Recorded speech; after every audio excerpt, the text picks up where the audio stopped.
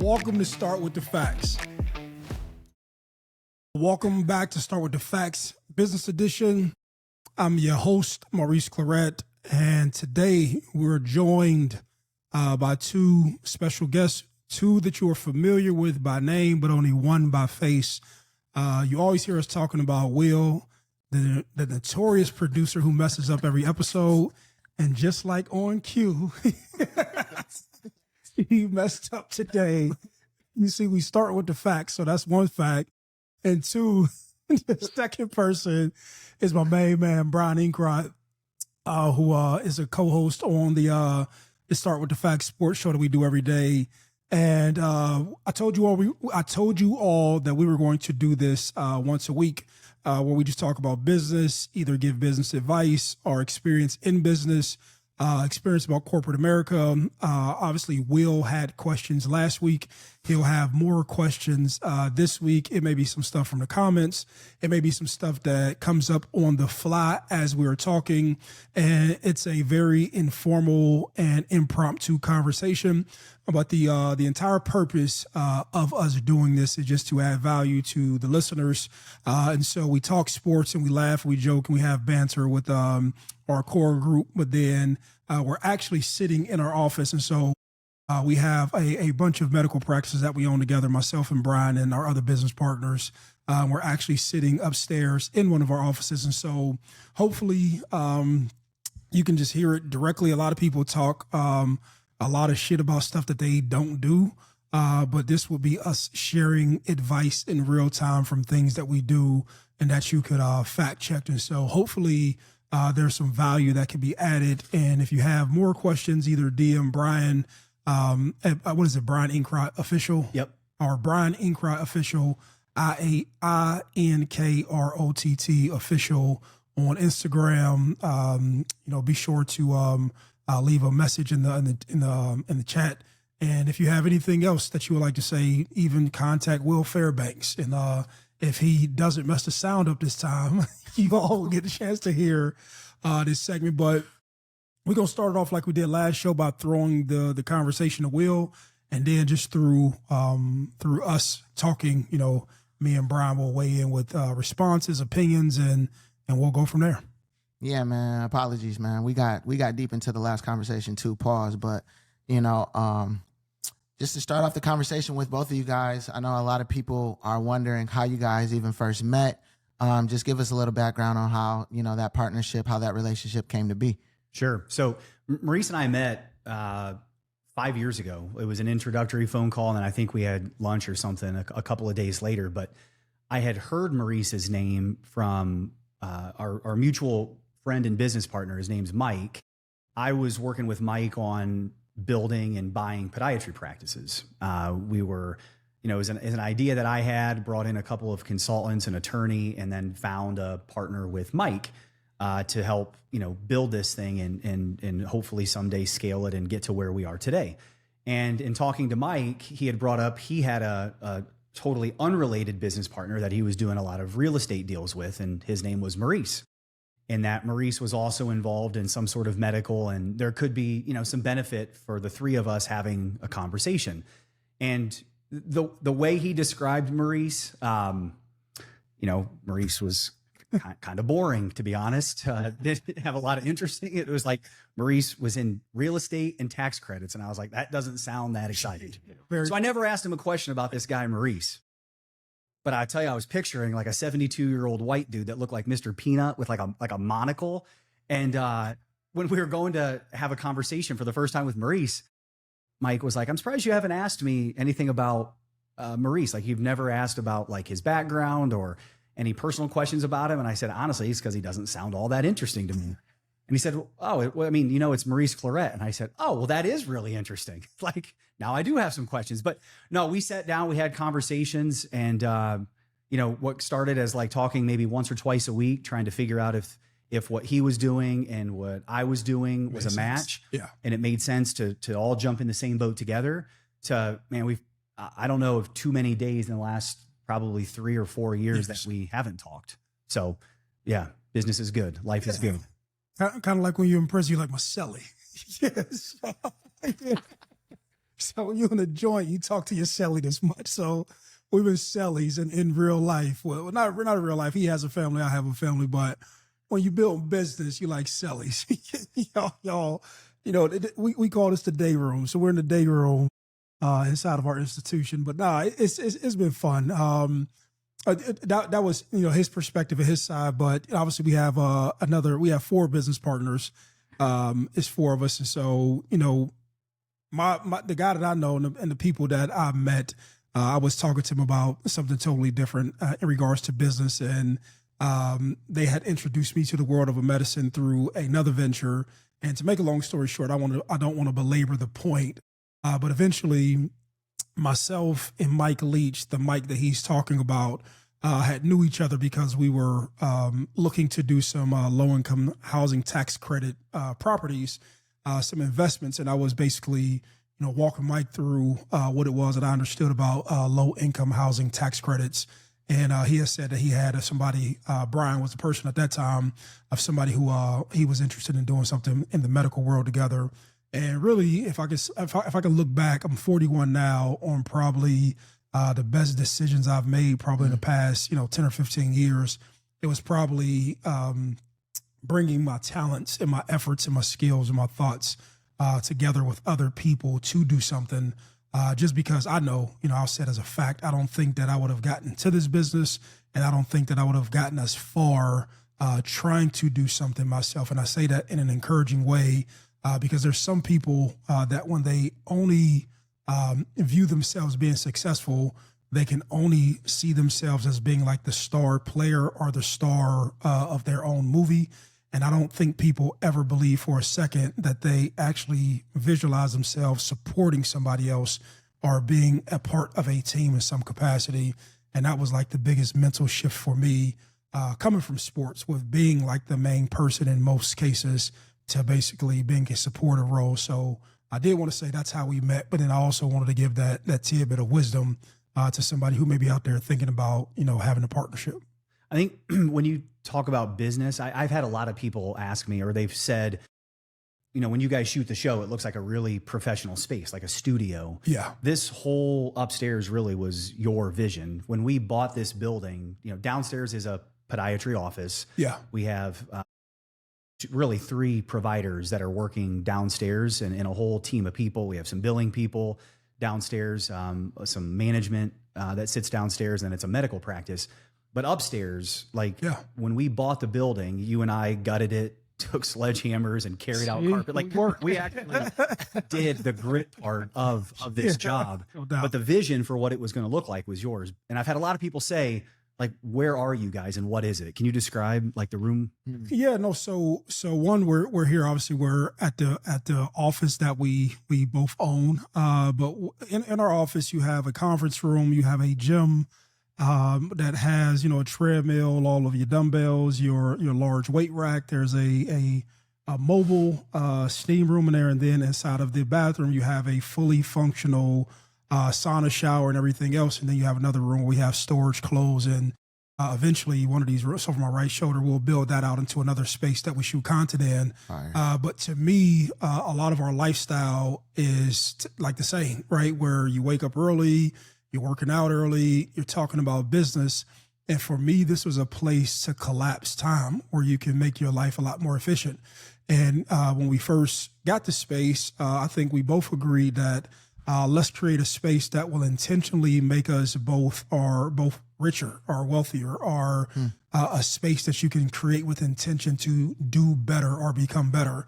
And I think when you think about business is what takes care of a lot of people within our company, but also is what takes care of our family. From a physical fitness standpoint, taking care of your body, I think that's self-explanatory. If you don't have any health, or if you're not able to move around, be mobile, and at least the isolation that you have to stay with your own thoughts, your thinking, your this space if you want to have a call, or the fact that if you don't have to go to a gym and be approached by an energy or a conversation you don't want to, you can create the space and isolation for that. And I think the sauna, I think we can hear about the immense benefits of it. But just for me personally, I don't know what it is about just the sauna in general. I'm in there twice a day, but it allows me to just have like some time for self-reflection and time to sort of think out my day. But also I don't have to go and deal with the energies of a lot of other people. And I think that sharing spaces or working to get to a space where you can have a space that you want and you can invite who you want in that space. I think from a personal wellness standpoint, I think that's one of the benefits of having money or having resources. That it's like, partially my thoughts, partially yours. But it definitely wasn't our other business partners. I'll tell you that. It definitely wasn't those. Those motherfuckers don't work out or spend time in the space. So I love them to death, but they don't do it. But it was, it was for that. And I'm pretty sure if you had a response, it'd probably echo the same thing. Yeah, I think that, it does tie into business because it does make us more efficient. Yes. We're both up here at some point 7 days a week. 7 days a week. But Monday through Friday, both up here early, work out early. There's a conference room over one shoulder that we have a lot of our team come in, to meet with us once or twice a week in that room.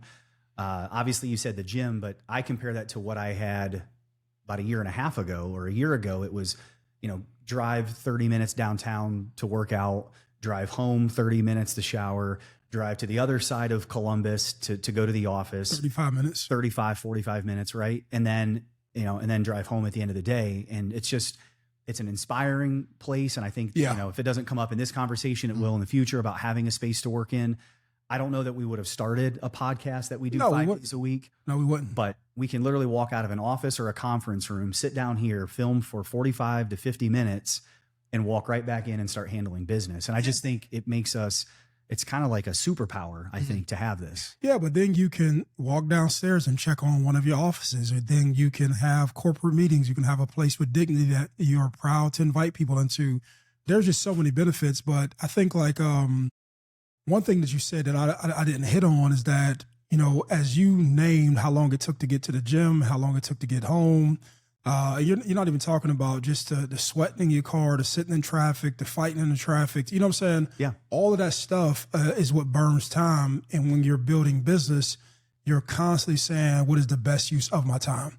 And the best use of my time is not sitting in a car fighting traffic. If I have the resources to bring it all to one space and be efficient, and then you start to think about things like that, like what are my competitors doing? And do they have the time to do what I'm doing? And really, it just comes down to frequency. How often do you do the things that you're supposed to do? How right do you do the things that you're supposed to do?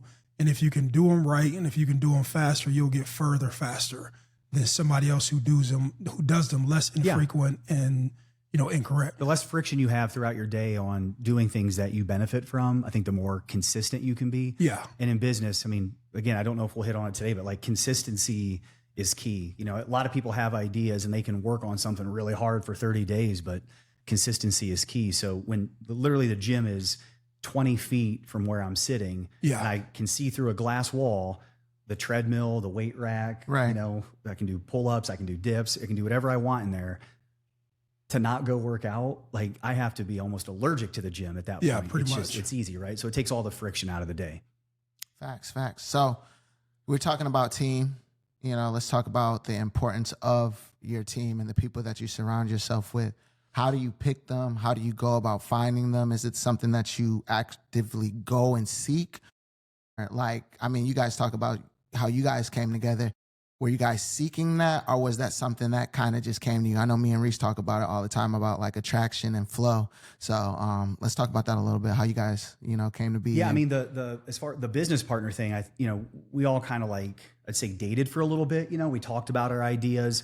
We went down a path. I mean, we didn't focus on an operating agreement. We didn't focus on you have to do this and you have to do this. We just worked collectively as a team to say, is this something? Buying and building medical practices that we can do, that the four of us could do together. Yeah. Right. I think that's key. But I mean more so like in the sense of like finding each other, not necessarily establishing that, or what you guys are going to do, but like how do you come into contact with high functioning individuals like you guys yourselves? And then how do you guys go on about building from there? I think it goes back to it goes back to what I said before the last podcast got cut off by Will. Mistakes. So I talk shit to Will all the time if y'all didn't know. No, but I think it's okay. And this is going to just sound very like cliche, simple and normal, but it's the real thing. Like if I wasn't in Los Angeles and I wasn't acting like my best self, then I never would have attracted my business partner, right? If I wasn't, and that's the West Coast business partner. If I wasn't in Ohio, and when I met Mike Leach, who's our other business partner downstairs, if I wasn't acting like my best self in front of my guy Bob Eckhart, who's my old college professor, I said I would have never met Mike Leach. And I'm pretty sure if Brian wasn't acting to the best and highs of his intelligence, he would have never in his life got approached and connected with Mike. And so I think it starts with you being your best self. But I think if you connect it to whether it's working out, whether it's just being on top of your game, just in business in general, I just don't think that people who operate at a high level, you naturally won't mesh or you naturally won't connect with one another. I think that there's something internal or something innate that when people, it doesn't matter what industry, I think there's a focus that if Brian is into the medical sales world and he's like a high functioning individual, I don't think that that's any difference than somebody who's a highly functioning individual at, let's say, UPS, and you work at the executive level at UPS or FedEx or Amazon or fucking State Farm or anything. And I just think that those people's mentalities attract to one another. That's my personal belief that like attracts like. You end up being around the same people. I think that's when you have so many business conferences or motivational seminars where people are trying to motivate their employees. They pull different people from different industries of people who've either overcome or have like highly functioning mentalities because they want that thing to permeate across their people. So I think it all comes down to you attract who you are. And I think that all of us being the best that we were and searching for something entrepreneurial brought us together. That's my personal belief. And I don't know if you have any other thoughts or to add on to it. Yeah, I think we both have extreme, like an open mind. Like it's almost like when you meet somebody and you share some, a similar idea or belief, you almost find yourself wanting to figure out how to work with together. that person. Yeah. Yes. But I don't know. I don't know if you polled like 1,000 people, if half the people would feel that way. But I can tell you, we both know people who are the complete opposite, where every person they meet is not somebody that they would want to do business with. And I think those people can be wildly successful in life, but they're going to have to do it themselves at their own pace, not necessarily like outside of a partnership or a group. And that's okay too. Yeah. But it's a point. It's one way to do it. I think where we agree is that it's like you try to find reasons and ways to work with people and build things. Yeah. Because you see this like optimism and this growth, as opposed to like I'm singularly focused on like this one hot dog stand, right? Or this one car wash. Yes, you get but so far. And I'm going to do everything myself. No, but my point is you get but so far. By yourself, yeah. By yourself, you get but so far. And I think that I don't want that to go over people's heads. Finding a reason to work with somebody and finding reasons why you like people, where I think most people's minds are conditioned to why they don't want to do something. I think more people, when they even hear anything of entrepreneurship in general, they find the reasons as to why something won't work versus somebody who's been through the rigmarole, the adversity of anything. Those people find ways like, okay, this is why this thing will work. This is how or why I'm going to make it. And they have a bunch of reference points of going through tough shit and hard shit to lean on to then, be comfortable with making the decision that they're making. Yep. That's real. So let me ask you, like, as far as how do you guys go about picking the people that you're going to work with and be surrounded by on the day-to-day? You guys are with each other, like you said, about 7 days a week, every day. How do you guys go about deciding who's going to be in your space? In what context? Like your partners, like people that you're going to build with, people that you're going to grow with. Like, what are the things that you're looking for in a partner and somebody that you're going to go and like pursue these other ventures with? I think, and I may have learned, I've taken this from Warren Buffett, but I think it's probably the core three things that he says if you're going to be with anybody. And I read this in the Warren Buffett way, when I was in prison, but he said energy, intelligence, and a circle of competence.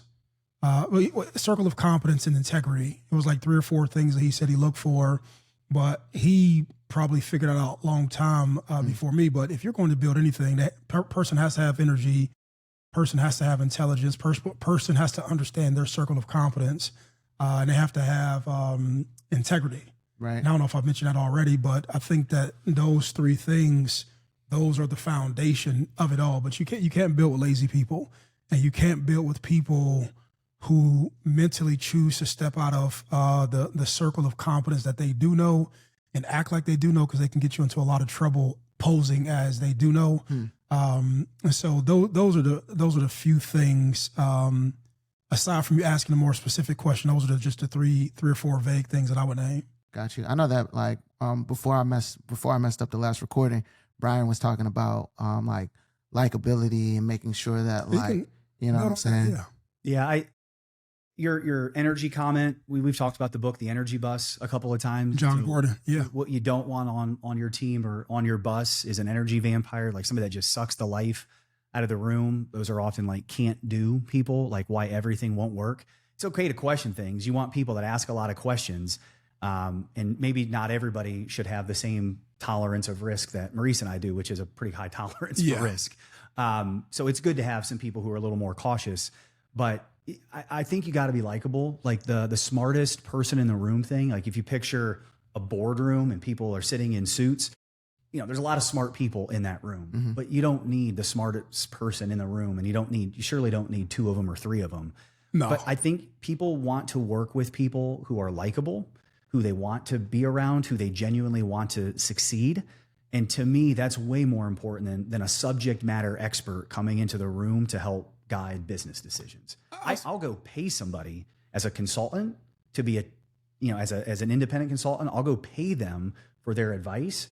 But that smartest person in the room isn't necessarily, like, with that attitude, somebody that I want sitting in a chair next to me. If that makes sense. No, but I think you may have said something. I don't think people realize it. I want to say you can't be dumb and be successful, but I think there's an overestimation as to how smart you need to be in order to make a lot of money. Now, I do think people think that you have to have like some special, secret, ancient knowledge of like how you special have to be a subject matter expert of something. Yeah. And then that's what you go into business to do, right? Yeah. And that's what you monetize. I don't personally agree with that. No, but I wanted to say that as a statement, but I wanted to preface it by saying you can't be an idiot, right? You do have to have some common sense. You do have to have a work ethic, and you do have to, I think more in business, I think you need to understand how things are engineered from start to finish more than anything. I think if you can understand how things are engineered from start to finish, and you can play those in your mind, and you can input who does what to get to what outcome, and you can understand the margins on behavior, then you can understand business. I know that that's saying a lot, and I love to unpack that over time.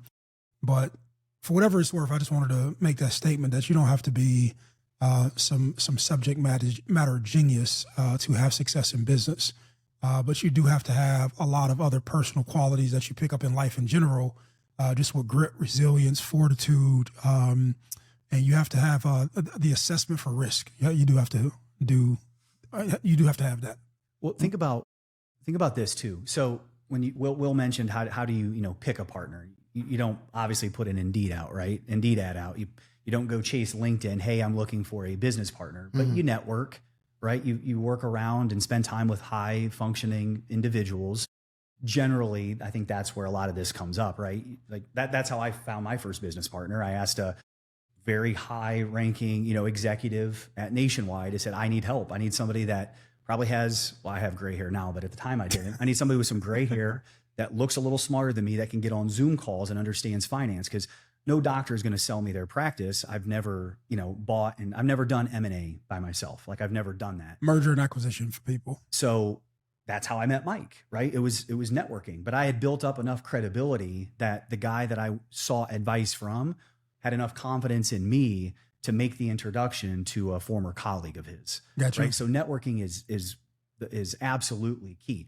But let me ask you this. So you find a business partner or a potential business partner or partners. How important is where they're at in life? So think about things like this: age, financial security, yep, right? End game or goals. How important are those things when you meet what you think is the ideal candidate? Are any of their personal situations deal breakers for you? I would have said how I answer that now at 41 versus answered at 37 are probably completely different. I didn't even know to ask. I didn't even know to ask those questions at 37 when we got together, 37, 38, 36. I don't know how we are when we got together. At 36, 37, and just like a lot in business, you don't know what you don't know because you don't deal with the consequences of decisions made, and then you understand how much those factors play into the decisions that are made. You know what I'm saying? And so at 41, I would say they're huge because that determines, what you're going to do with the business. You know what I'm saying? How you're going to treat the business. You're going to figure out, are decisions being made long-term, short-term? The person who's a little bit older, their shelf life for what they want to do with the business may be a lot shorter, and they may want to sell and get out of it. A person who has more resources, they're going to think of some things differently. And it's just a number of reasons why I would say that is vastly important. But for the purpose of podcasting, this is what I really want to say. I couldn't connect it to that. That is the purpose of these spaces, to hopefully you give experience and you can put thought into somebody's head who's potentially getting into conversation about being a partner with somebody, of things that they can consider. Because there's plenty of things that I look at on the internet, that things I've never considered before, that help me out. You know what I'm saying? Yeah. And had I not either read something or listened to something or heard somebody with a blurb on the internet, I'm hoping that my experience, your experience, this experience can basically serve somebody correctly. But 1,000%, all of those things matter. But the question should be, why do they matter? And I just gave you a couple quick blurbs. You may see somebody who's like very intelligent, but if they're older and you're younger, just your horizon on how long you're going to be doing what you're doing is going to be completely different. And I'll stop right there because, obviously I'll let you add on to it, but they're just wildly important, a lot more than what I thought about 5 years ago. Yeah, you have to ask could be uncomfortable for some, but you have to ask the tough questions. So, financial independence, right? Yep. If two people go into business together, and I'll give you like extremes. One person can be highly capitalized, ton of money in the bank, assets already, right? Ability to go get loans with relative ease. And let's say they also have another job. So like they have another business that cash flows. At the other end of this, you might have somebody who, let's say, left corporate America or doesn't have a job, doesn't have a steady income, maybe a spouse that doesn't work. They don't have hundreds of thousands or hundreds of millions of dollars of investments and not a ton of real estate to go leverage to buy, right? When you make business decisions for the business that you're going to own together, the person that doesn't have a lot right now needs the cash flow and is going to want to pull cash flow out of the business. It can be what we have, medical practices. It could be car washes, right? It could be a donut stand. It could be whatever you want to do with someone else, a t-shirt company. The person at the other side is going to make long-term strategic decisions that fit what they need out of this business. Yes. That might be reinvesting cash flow instead of holding it back and putting it in his own or her own bank account. That might be to go buy more businesses. It might be to buy the occupying real estate. Those two backgrounds and positions in life conflict with each other. Yeah. And if you don't discuss those on the front end, what you're left with 1, 2, 5, 10 years later are what could be some uncomfortable conversations about where the business should go. I mean, in addition to that, we left something out with how people think about debt as well. That is another consideration. Just understanding that everybody doesn't look at debt the same way. And that may be historic on what they've personally experienced or just how they personally view debt in general.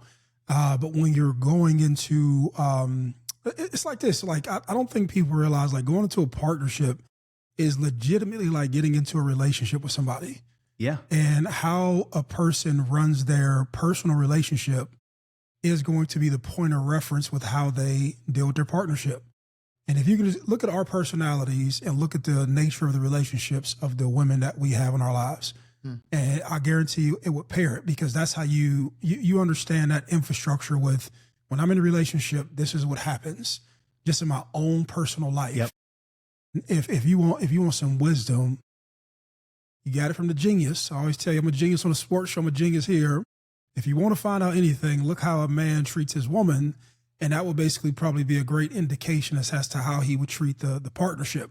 And because his point of reference is his relationship with his woman, and just based on behavior alone, that's basically who you're going to be left to deal with. So if you don't respect how he deals with his woman, you probably won't respect him as a business partner, or it will give you insights to ask how he makes decision, because two of the most precious, most coveted spaces and places are with your women, with your money, and with your kids. That's three, but you get where I'm coming from. Yeah, 100%.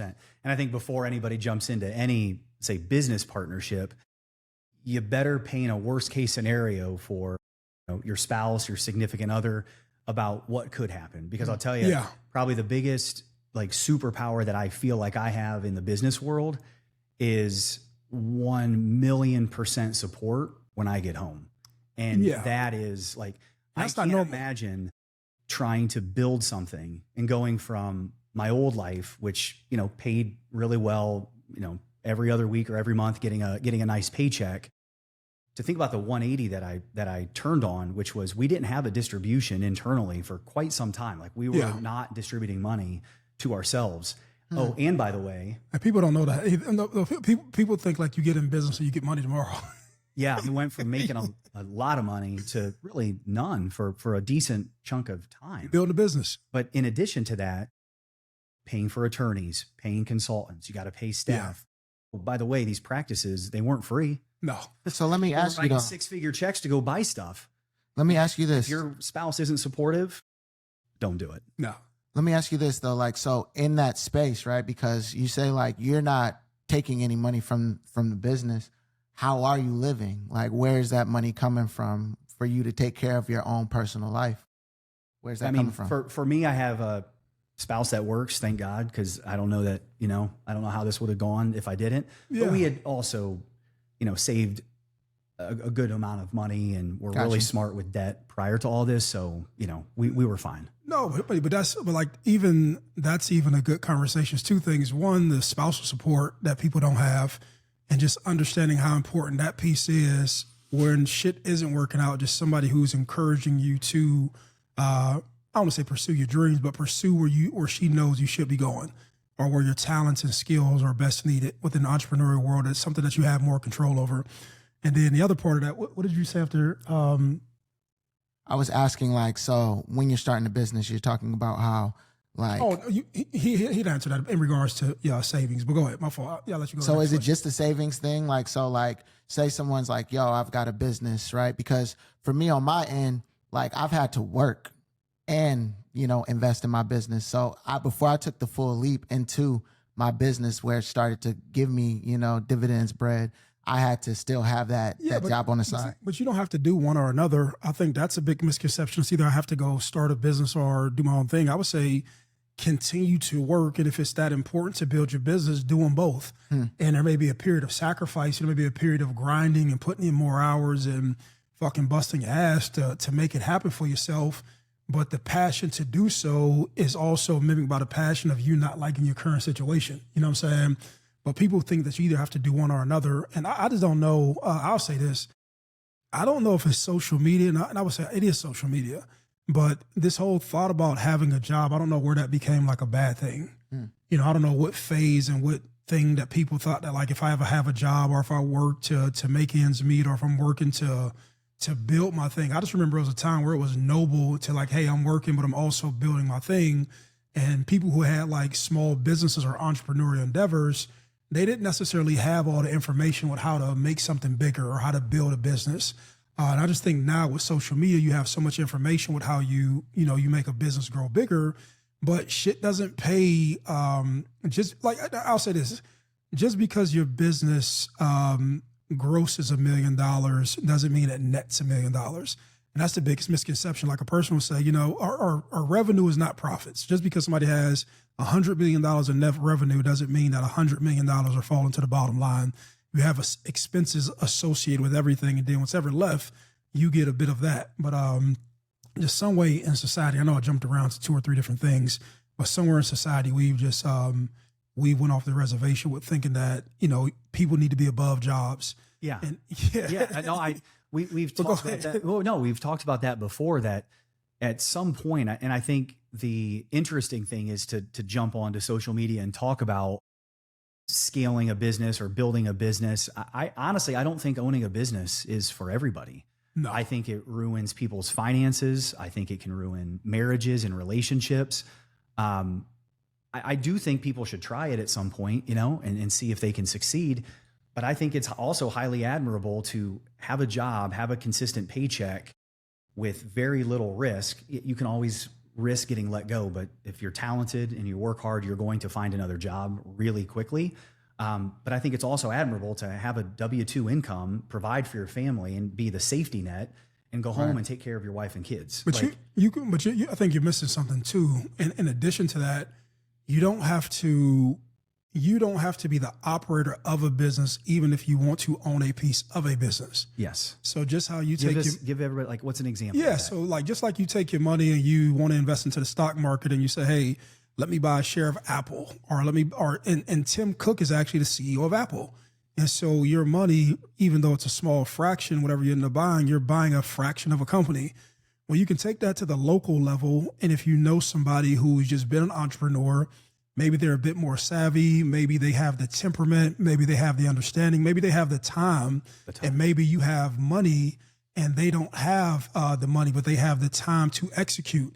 And maybe you sat down and you heard from me, Brian, and Will, and you have a bunch of questions and you can vet them to see if they'll actually do more of what they say they're going to do, or you just actually believe in them for whatever reason. And there's 1,000 different variables in regards to why you would believe somebody. Maybe you give them a piece of your money, and maybe you create a structure where they report to you or give you earning reports or whatever it may be to satisfy you to basically own a part of that business. So sometimes when you think about having a business, it doesn't have to be you being the operator. It goes back to what I told you about, right? A lot of times when people look at them having success, they look at themselves as basically being the star of the room, when you can actually just find a seat on the bus and just be very good at finding a seat on the bus. Maybe you're the water boy. Maybe you're the guy who helps out in the equipment room. And I'm just giving you cliche analogies from the football world, but you don't have to be the star all the time. I think that's the basic point I'm making. Yep, I like it. Yeah, man. I'm tabling all suggestions or anybody that wants to invest in your boy. You know what I'm saying? We're building something nice over here. But I do. Anybody you speaking about locally, you know what I'm saying? If you local and you want to invest in Torp, FIPCO, any of that, William Fairbanks, I'm tabling all discussions. You know what I'm saying? But no, I do want to speak to, the idea of this generation not necessarily wanting to work. What I find is I talk to a lot of my homies, and it is back to that, like, I'm putting my everything into this job, and then they can just let me go at any given moment without, any recourse. And it's like, cats be like, yo, I want that control. I do think the issue is, like, a lot of cats don't understand what goes into building a business. Like you guys were saying, there's a lot. I work more now, now that I'm running my own business than I was when I had a job. So it's like, but I do feel like paired with social media, because social media make it look easy, right? It's just like, because they show the good parts. But I think that a big part of it is, I'm in a group chat with the homies from university all the time, and they're just talking about, like, yo, I hate this job. Like, they don't care about me. They this, that, and the third. And so I think that is a part of it as well. You know what I'm saying? So yeah, I mean, I can only draw on, like, my experiences, and I would say, if you're skilled, if you're talented, if you're likable, if you get along with others and you're adding value, I think the risk is relatively low. of just like out of the blue being let go. And if it does happen, and if it, people love to use that unlikely scenario. yeah, but okay, so it does happen. It does happen, but that is like that should not be the fucking reason that you don't get a job or you be disinterested. Why you shouldn't try? I think you're not trying because you're lazy. Yes, correct. So let's just you're not lazy, and you're performing a task or a skill set. You could be a leader of leaders in a company, whatever it is, an executive. You're adding value and you're increasing the bottom line. Man, nobody's letting you go. Like you're good. You're secure. And you know, in our experience here, so we have about 250 or so employees here at our kind of our main company. And how many times have we ever sat in a room and said, "Oof, we should look at downsizing"? Never. We're the opposite. It's how do we take our key employees and help them grow? Yes. We want to help them grow, not just financially, but like we want them almost, you know, being feeling like they're partners inside the company with us. That's the goal. That's how you build a business for life.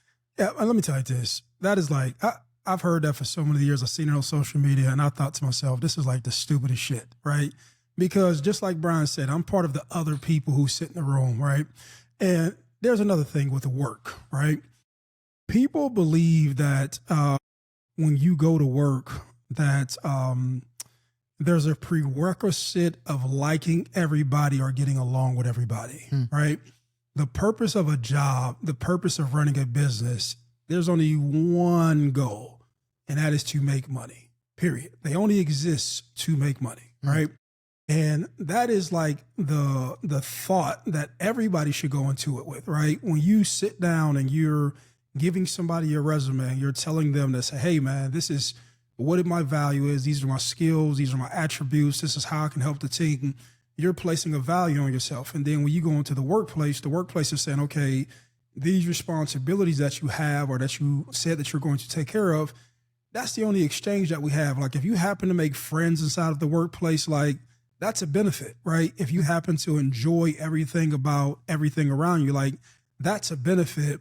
But as an employer, you want to make the environment welcome. You want everybody to be on their best behavior. But that's not like the number one thing that you're like checking on every single day. Right. You know what I'm saying? Like to even think that somebody says that they either do or don't care about you is like child's play. It's like fucking childish talk. Like people love to say that when they want to justify acting like fucking kids. You know, most people who I see say that on social media, if you kind of look into their life, they like act like kids. And they typically use that reason to try to justify like behaving as such. There's nobody in no industry, on no sporting team, in any business, anywhere that says, hey man, this worker who's coming to give it to me, everything they have, I just want to let this person grow. And let them go. Oh, I want to let them go. We don't like, yeah, I want to let this person go. You never say that about anybody. And that's why I kind of rolled my eyes and chuckled and laughed. And I said, man, I just hate when people bring that conversation up. And that's basically me being a business owner. Typically, when somebody either has to downsize or let a bunch of people go, it comes from them making bad decisions or delaying decisions to either let people go earlier, holding on to things and trying to save and salvage companies so they can pay employees. And so the days of just like ruthlessly letting a bunch of people go because people want money in their pocket, I'm not saying that they don't happen, but more people I know who start a business, who end up getting attached to their employees and treat people like family, and you eat with them and you get to know their families and they come to work for you. More employers want to see people do well, or more people want to see people be taken care of because they do understand that they're giving them a fraction of their time to make things happen. And I can speak for myself personally, plenty of days, and this is what they don't say, as an owner, you pay yourself last. You make sure that every single person in your company is paid first before you get what you get, right? Now, the reward of that is that one day you can sell the company, but there's some days, just like Brian said, 20, 30 minutes ago, that you don't have any money and you're pumping money in. And we never go to somebody and say, hey, man, we should fire you all just to keep money in our pocket. No, we say we should keep on putting money in the system because we believe in this thing to make it grow. And so I got a little emotional about that part if you didn't tell.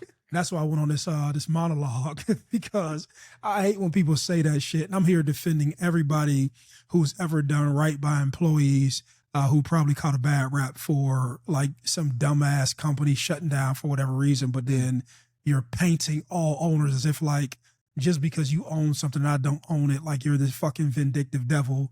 But just think about this. When they say that, they're only saying that I want to become an owner now. So somebody can actually label you as the same thing that you're labeling. So with that being said. Yeah, man. I got a lot more questions, but I mean, we have 45 minutes, so we're going to save it for the next episode. I'm going to pass it off to you. So excuse my blurb at the end, but it got personal. I promise these will be PG rated moving forward. And they will only be some things that have value to people. But I'm a huge advocate for anybody who's even ever tried to start a business, even if you failed and it didn't work out, get back up off the ropes. Just because you failed once, it doesn't mean that it won't work out for you again. Hopefully we can give you something, teach you something, or you can pull from something that we have to say. If you have any questions, remember Brian Inkrott Official is his Instagram handle. I'm pretty sure once you see him on there, you'll recognize who he is. But follow Start With The Facts Monday, Tuesday, Thursday, and Friday for all your sporting content. And I think that just because I have fun and I got into my feelings, my emotions about this, we're going to do this every Wednesday. But leave questions, comments, and anything you can in the chat so we can give our expert advice and opinions on what we have. We are better at this than we are at gambling. Sports. I'm going to say, no, we're good at sports.